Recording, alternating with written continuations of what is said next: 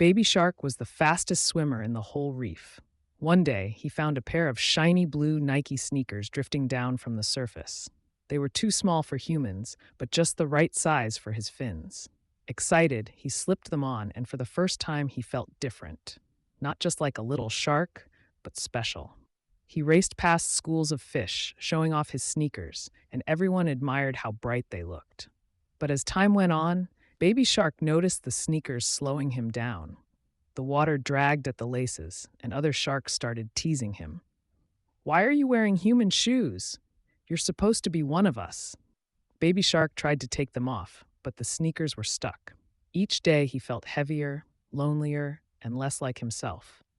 He began to hide in the darker parts of the ocean, wishing he could just be the little shark who used to dart through coral without worrying. Deep in the rainforest, a baby capybara discovered half of a fallen coconut. Instead of nibbling on it like the others expected, the little one climbed on top and declared it a throne. With tiny paws resting proudly, round eyes gleaming, and a crown of curiosity, the capybara sat tall. To the parrots overhead and the turtles by the stream, it wasn't just a coconut anymore. It was a royal seat. From that day on, the baby capybara was known as the Coconut King. Of course, every king needs a kingdom, and his was made of rivers, reeds, and sunshine. On the banks of a wide, sunlit river lived a crocodile named Caro. Unlike the other crocodiles, Caro wasn't interested in chasing fish all day. He loved strange and colorful things. One afternoon, while floating lazily downstream, he spotted something bright and round bobbing on the surface. It was green with dark stripes and looked like a floating treasure. Caro swam closer, gave it a sniff, then nudged it with his snout. Thump! It wasn't a rock, and it wasn't a turtle. Curious, he balanced the thing carefully on his back. "Look at me," Caro said proudly, gliding through the river with the strange ball perched on him. The herons laughed, the monkeys chattered, and the little fish darted below, all staring at the crocodile with his unusual passenger. When he finally nudged it to the shore, a monkey cracked it open with a stone. Smash! The red, juicy inside spilled out, and the sweet smell. On a quiet farm in the countryside lived a cow named Luma.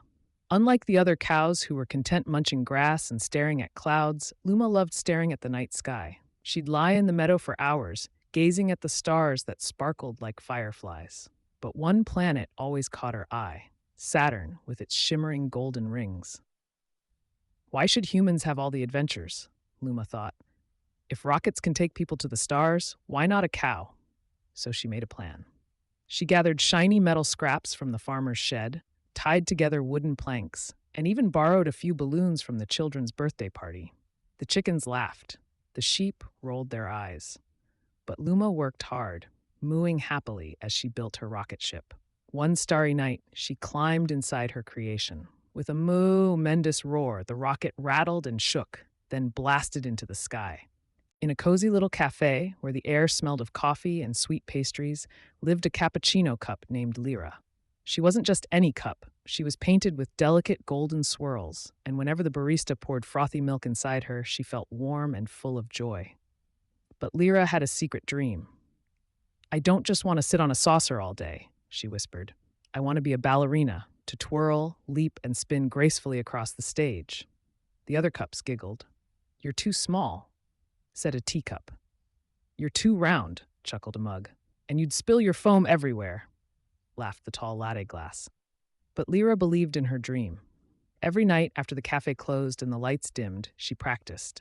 She balanced carefully on her saucer, spun in tiny pirouettes, and let the steam from her cappuccino rise like a silken tutu around her.